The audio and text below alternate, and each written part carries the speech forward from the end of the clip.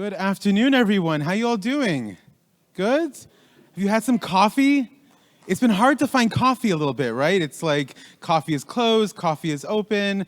I'm feeling a little under-caffeinated, so I apologize in advance. I'm used to just imbibing coffee all day, 24 hours a day. This is like withdrawal symptoms now. I also want to point out that I have a few stacks of these Rust stickers. So if you want to come after and grab some Rust stickers, please come and talk to me. First come, first serve. So I think you're all here because you want to learn about Rust, right? It's kind of like the new thing. It's like Go, but it's a little better maybe. We don't really know. What is this thing? So that's our purpose today. We're going to talk about and give you a practical introduction to Rust. Because perhaps your language of choice up until this point. Now, when I say language of choice, that can mean a lot of things. There's the languages you work on at work, right? And you're building some kind of thing in some framework or some stack. But then there's the thing you turn to when you're working on a side project or something at home for fun. So perhaps your language of choice is JavaScript. Yes, some people do use JavaScript at home, and you go and build a Node.js app for fun, and that's your like thing you always pull for. Perhaps it's Python, and Django is your best buddy in the world, and you just love Django, and you love Python, and you're a Pythonista. Or maybe you're like me, and your language of choice is Ruby, right? You can see my social media handle, it's hummus on Rails, because the two things in the world I love the most is hummus and Ruby on Rails, and so we bring them together. But I'm in my core for many years, I was a Ruby developer, right? So for a long time, when I went for a side project or building something at home, I would spin up a Sinatra app or make a Ruby CLI or a Rails app or something, right? That's the thing that was for me. And a lot of us, if you're developers, you have that thing that is your go-to when you're starting to work on a project. But now you're here because you want to learn Rust. And there could be a variety of reasons why you want to learn Rust. Maybe because you heard about its great type safety, or it's really performant. Or maybe you heard this thing that a lot of Rust developers say nowadays. I don't know if you've heard this, where it's something like, if it compiles, you know the end of this? If it compiles, it works. You're like, what? I don't understand. That's audacious. That's astounding. That's ridiculous. What does that mean? And you just don't believe it. So you're like, okay, let's experiment. But you think to yourself, okay, I want to jump. I'm a Python dev. I'm a Ruby dev.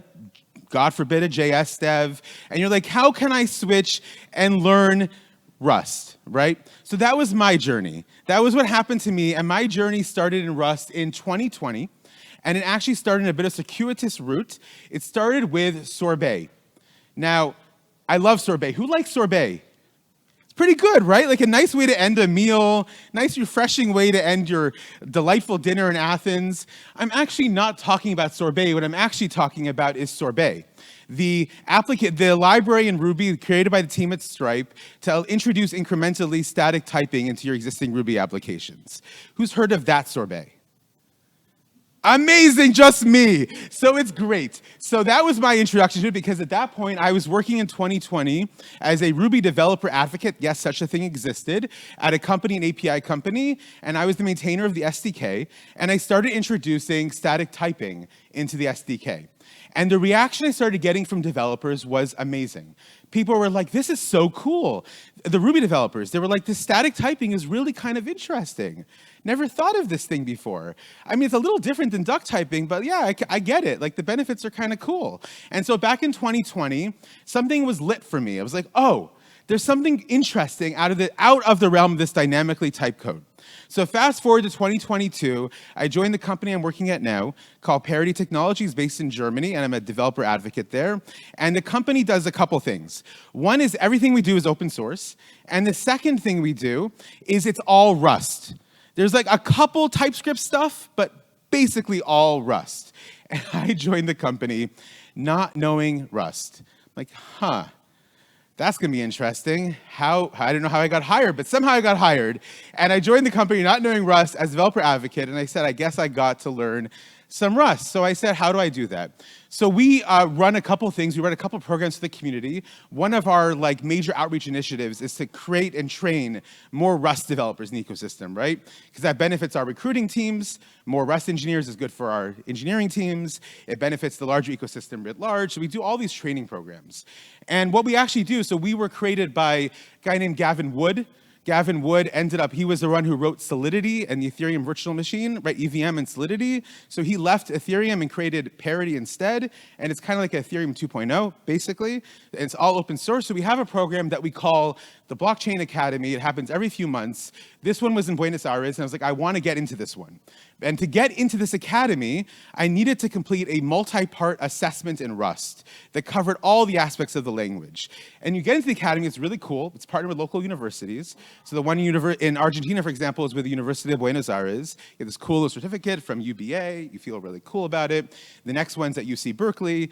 Awesome. I'm like, this is a great way to upskill for me in Rust, right? Because if I get into this program, then I probably know enough to pass that assessment, and I can learn.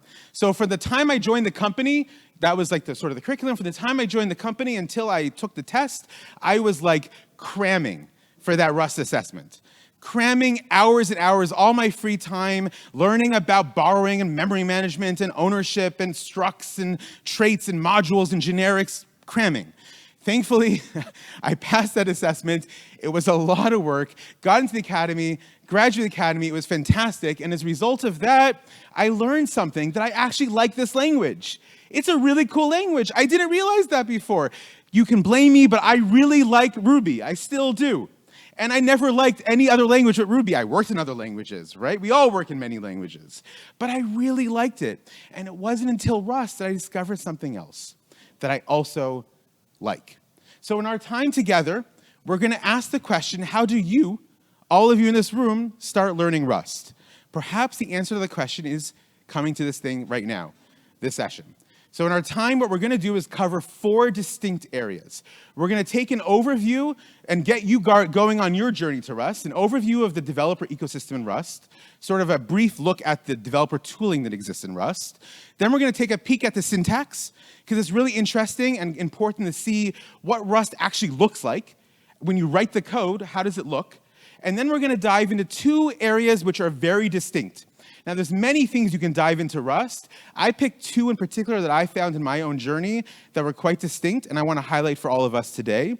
One is ownership. Who's heard about Rust and ownership being something kind of unique, right? So we're going to spend some time talking about that ownership. And the last thing, which I actually think, if you come from a dynamically typed language, you end up really falling into generics and understanding it.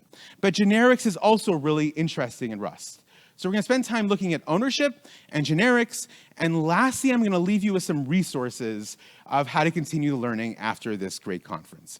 So let's get started. So basically, what are some of the major differences between Rust and other languages? So whether you're learning Python or you're learning JavaScript or Ruby, they're all interpreted languages. They're all dynamically typed, and they all have something called a garbage collector, right? And I have never said the term garbage collector more in my life than when I started learning Rust, because you take the garbage collection in the languages we come from for granted, right? It's just a thing that happens. You don't think about what's happening behind the scenes. You do stuff, you create large arrays, create large lists, and they poof, they're gone. You don't worry about it.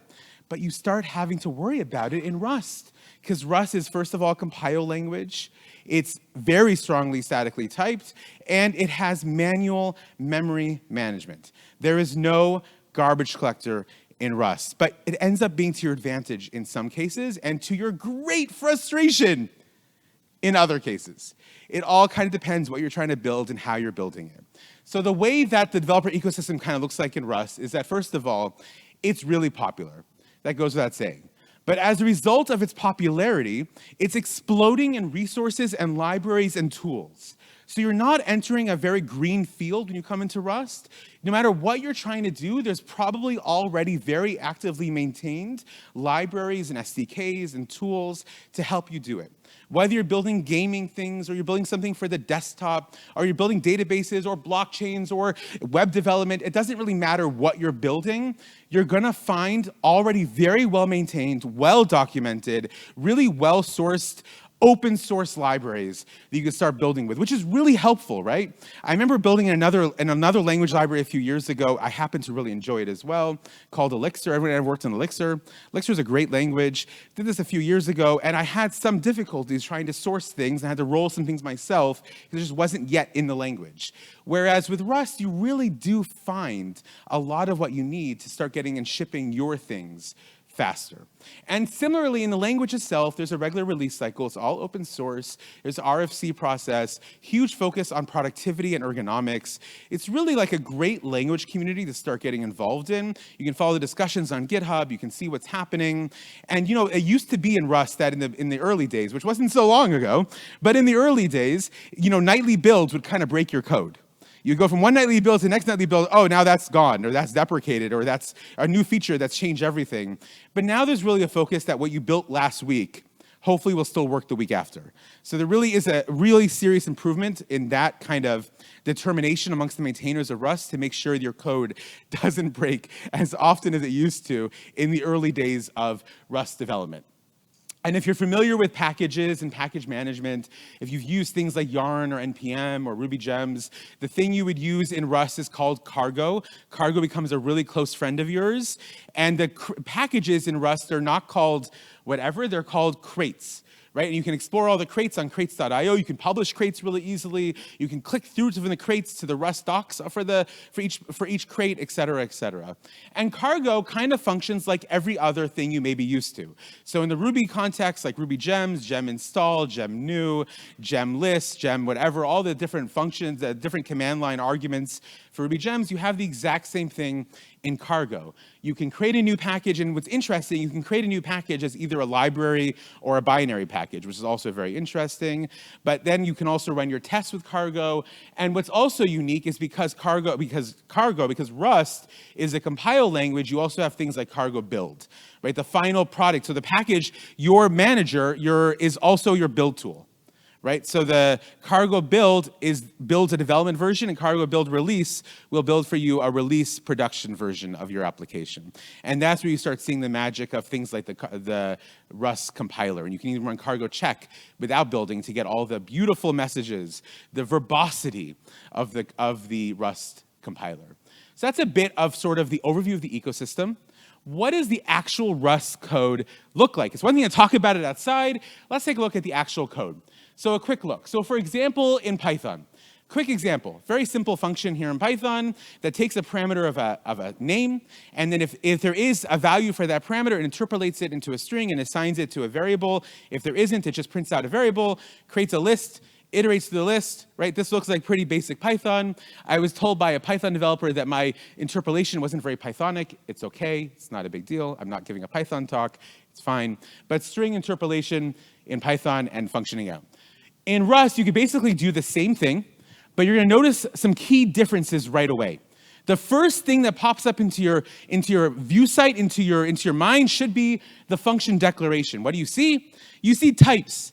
And you see some interesting syntax for the types. Do you see that ampersand symbol there on the top? Do we know what that ampersand is? The and sign? Do we know what that is? It's to tell us that this function we're creating is expecting a reference to a value, not the value itself. That's very important. You may be thinking to yourself, Ben, what's a reference to a value versus a value? I don't know. We're going to get there. Don't worry.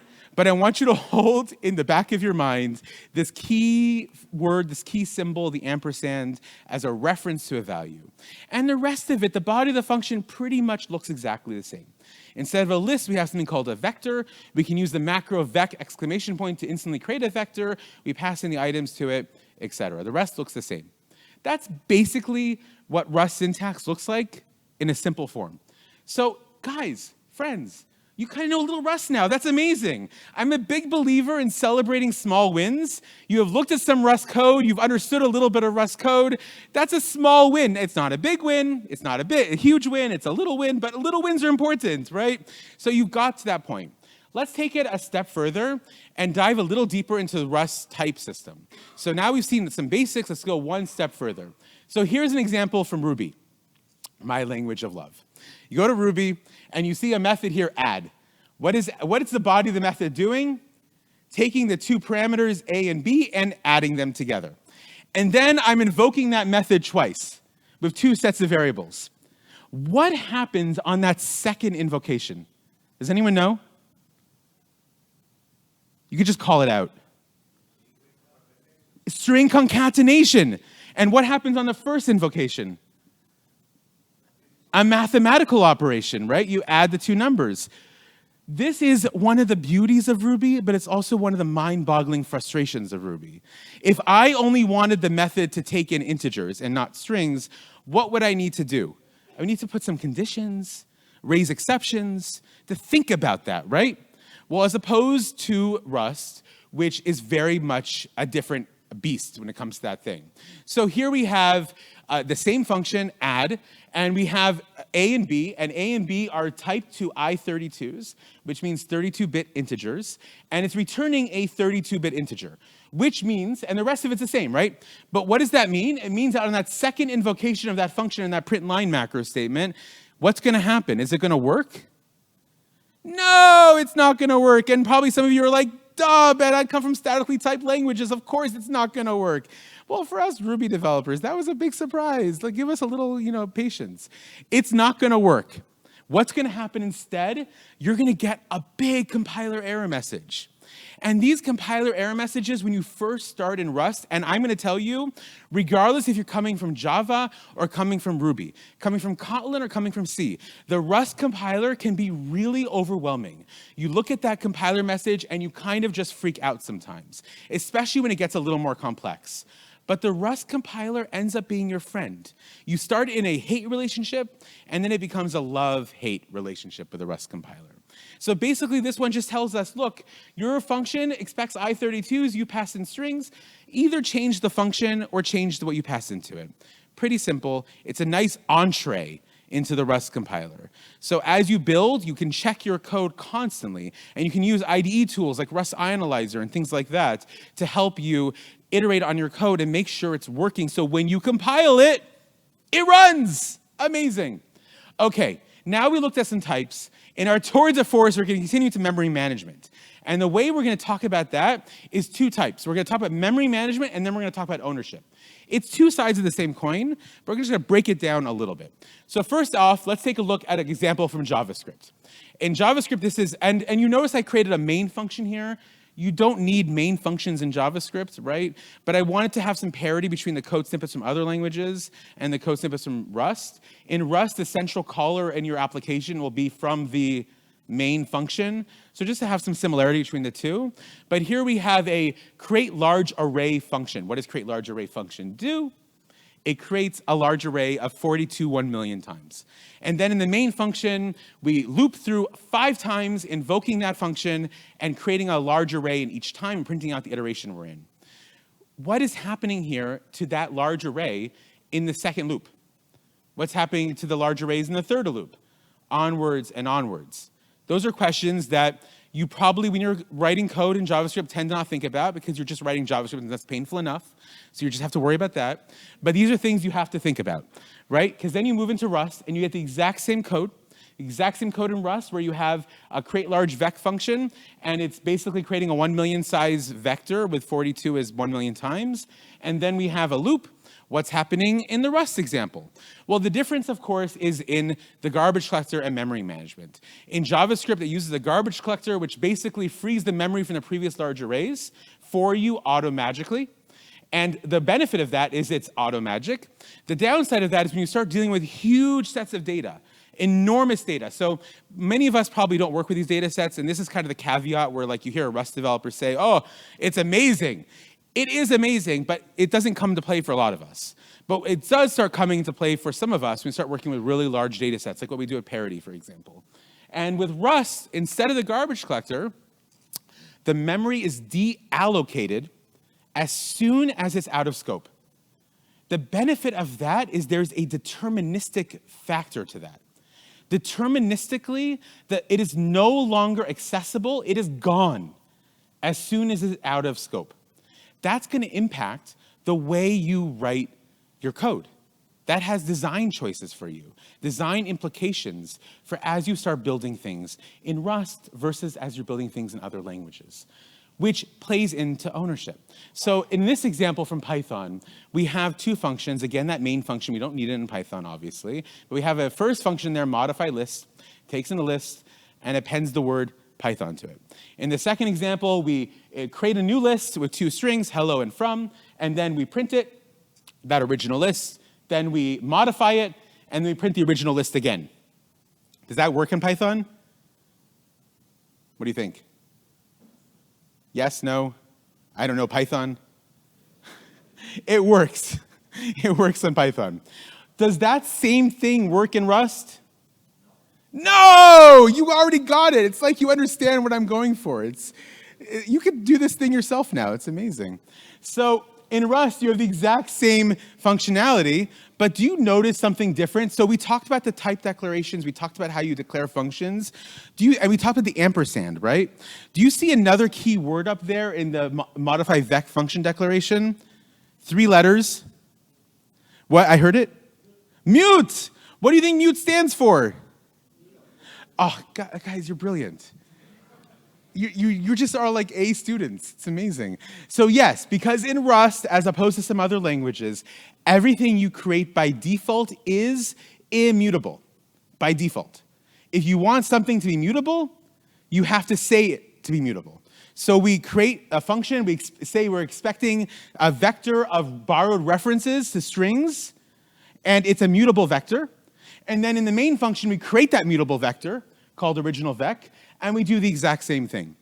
Because what's happening here is the ownership of original vec is being transferred over to the top function there, and then we call it again, it's coming back into scope on that last print line.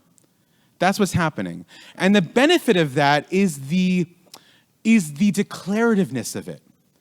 So if you're coming into a code base and you are a new developer in a code base and you're trying to figure out what's what, and I know this doesn't happen much in the companies we work for, but let's just say the code base is not well documented. I know that doesn't happen. Everyone writes beautiful code comments, but let's just theoretically hypothesize that situation. In Rust, and this was a big shocker for me, when I was preparing for that academy, a lot of Rust was like, just read the code. Read Rust code and understand what's going on. Like, what? Just read the code?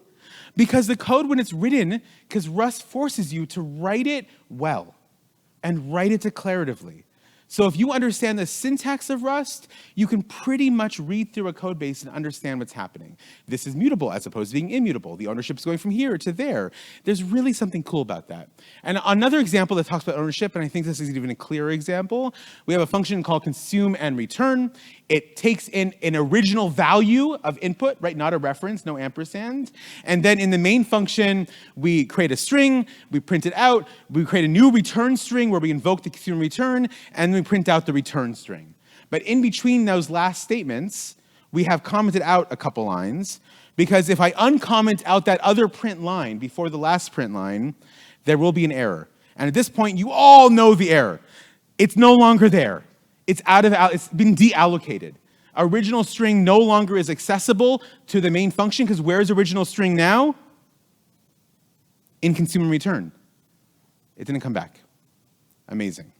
The way I often think about this is Pac-Man, right? So imagine the Rust compiler is kind of, or the Rust language, it's basically Pac-Man, and your data is the ball. If you want the ball to come back, the default, the ball doesn't come back. Pac-Man eats the ball, it's gone. But if you want the ball to come back, you have to put like a tether on the ball. So you can pull the ball out of Pac-Man's mouth. That's kind of like what we're doing in those other examples. Otherwise, once it moves and Pac-Man's got it, you're not playing that game anymore, basically. Hope that's understandable. Now, the other subject I want to talk about with you is generics. I think generics are super cool. They made a lot of sense to me initially, and it was funny because I have colleagues who are coming from other backgrounds, more statically typed backgrounds, and generics were super confusing to them, whereas typing and static typing was confusing to me initially. Generics were confusing to them. It's just fascinating where we come from in backgrounds. Generics, what are generics? So basically, generics are the ability to write flexible, reusable code that expects multiple data types in a type-safe environment. That seems like a contradiction in terms, but it's really cool. So the reason why you would do that is you can create functions and structs and traits and all kinds of things that expect multiple data types. And it allows you to create flexible code that's reusable. It's really, really cool. How does it basically work? So here's an example using generics. And we have here a function called print elements, and we invoke it twice in the main function. Do you see, okay, I like the do you see, that's my method here, my Socratic method. Do you see something different in the print elements function that wasn't there before? There's a letter and some angles. The T, right? Do you see that T in the angle brackets, and then also the T again in the type declaration for elements? Now you're experts on the ampersand. Let me make you experts on the T, right? We go from ampersand to T. So the T is basically telling the Rust compiler that this function is going to accept any kind of data that it can operate with the things that are in the body of the function. So in the body of the function, we have an iterator, and we have a print line macro. So it is going to accept anything that can work within that construct. So in the main function, we have two vectors. A vector is iterable, and inside the vectors, each of them separately are integers and strings. Integers and strings can both be used in a print line macro. So that's why when we call this function both with the numbers and both with the words, we don't get our friendly Rust compiler errors because both work inside the function. Another example comes from structs.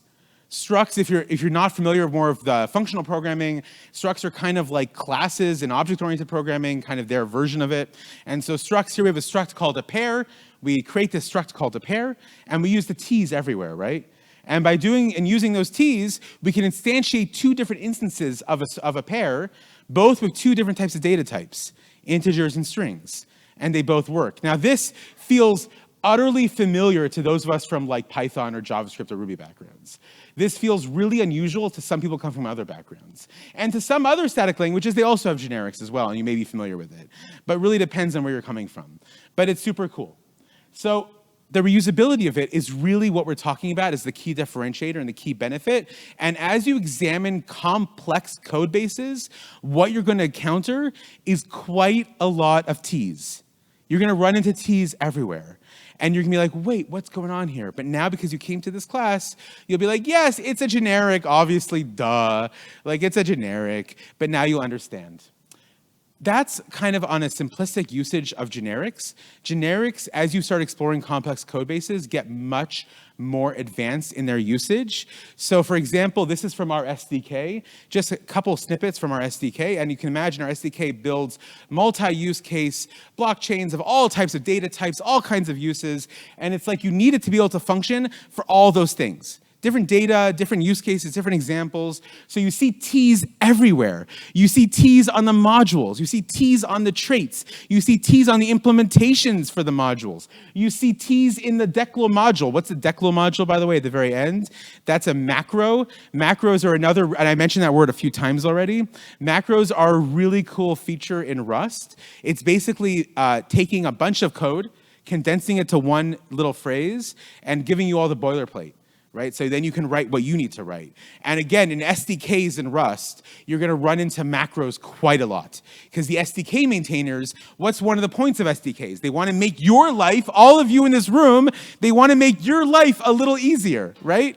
So they create things that help you get and ship what you want to ship faster without writing 1,000 lines of code. In the Rust analyzer, you can click through on any macro, and you can see the actual code for the macro. So that declo module macro there, declaring a module, I think it's like 1,000 lines of code inside our SDK, condensed into one line, right? But there again, a lot of T's.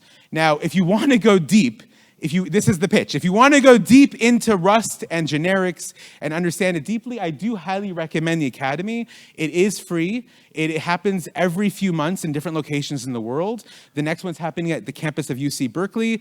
UC Berkeley is like it's a university. People have heard of it, right? They have a computer science department. So it's happening at UC Berkeley. It's an amazing program. We do have to pass that multi-part Rust assessment to get in and go through a screening, but it's well worth it. If you can't make that one, the next one will be another few months, I think in Asia, and then it'll come back in Europe. The first one was at the University of Cambridge, so it'll come back in Europe again probably at that point. It's an amazing place to become a Rust engineer, essentially. Spend 5 weeks diving deep into Rust in a way you probably didn't expect.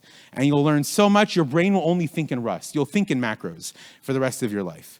So I highly recommend at least exploring the opportunity if you have 5 weeks for a fully funded program to become a Rust engineer.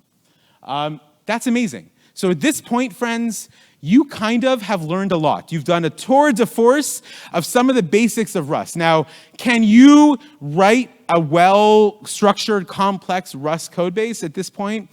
Maybe you can. I see a little confidence over there. But most of us probably after this time probably cannot.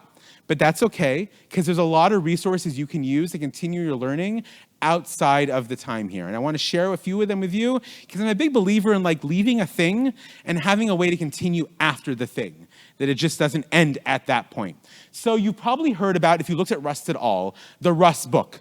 The Rust book is famous. It's free. It's online on the Rust language's website in PDF format, all kinds of format. You can click through HTML even. Every chapter is clear. It's concise, it's simple English, it comes with great code examples. It's like the Bible of Rust. You should have that Rust book with you all the time. But what you may not be aware of is there is also the Brown University version of the Rust book. Anyone heard of this version? Not even one person. Well, then my job is done for today. The Brown University Computer Science Department put out a version of this book that includes pop quizzes at the end of each chapter. And I use this version like I became obsessed with this version, because that's how I used to study. And what happened for me was every chapter I would take the quiz and I would get immediate feedback. Did I do well? Did I not do well? And if I didn't do well, it was immediate reaction to saying to me, Ben, you need to go back and do that chapter again and understand more. And having that kind of immediate feedback, that's the link, rust-book.cs.brown.edu. It's a fantastic, fantastic book version of the Rust book from the CS Department of Brown. Highly recommend it. It's amazing. The other thing that I loved using was Rustlings. So from a Ruby background, Ruby's very TDD, right? We have tests for everything. We have a test for the test for the test for the test. We test macros of macros. So the Rustlings is a CLI-driven way to learn Rust through a TDD kind of method. You clone the CLI, and then the CLI guides you through solving challenges that incrementally grow your knowledge. And basically, you're presented with either incomplete or incorrect code, and you have to make the test pass. I loved Rustlings. GitHub.com/Rustling/Rustlings. It's a fantastic way to, again, the theme here, get immediate feedback on your learning. It's one thing to get a book and read the book and think you understand. It's another thing to have somebody or a group of somebody tell you asynchronously, hey, you had a little more learning to do, you didn't figure that out, you should go back, do it again, etc. Another resource is from our partner organization called the Web3 Foundation. It's an Intro to Rust course, and it's also entirely free. It's essentially the Rust book. Instead of quizzes, you have a fully integrated code sandbox with the compiler, and you can get your hands dirty with the Rust compiler inside the website. And again, immediate feedback on how you're doing. Did it work well? Did I not work well? This, again, is just on GitHub. You can see the repo. It's a GitHub page you can run through. You can also clone it yourself and do it on your own computer locally, whatever you want. It's another amazing resource written by our team at the W3F. I love this resource as well. It's fantastic. And I also want to make a personal shout out that starting in August, you can join me on Twitch, where we're going to go through Rustlings together. If you like me, I hope you like me a little bit. You should come to my Twitch show starting in August every week. We're going to solve Rustlings, learn Rust one challenge at a time. It's collaborative, it's community. I'm not just going to be talking at you. We'll talk together and learn it together. You can bookmark the channel polka.dev and get an alert when the show starts, but it's starting on August 8th. So learning Rust isn't always easy, certainly not from these backgrounds, but even from other backgrounds. But if you do it in community and you do it with the right resources, it's definitely, even for a Ruby developer, it's definitely possible. I really hope we continue learning together. You can find me on all the things. I try and be uniform. Even though I don't do a lot of Rails stuff, it's still close to my heart. And of course, we can always get hummus together wherever you want. Hummus on Rails in all the places. I look forward to continue talking. Have a great rest of the day.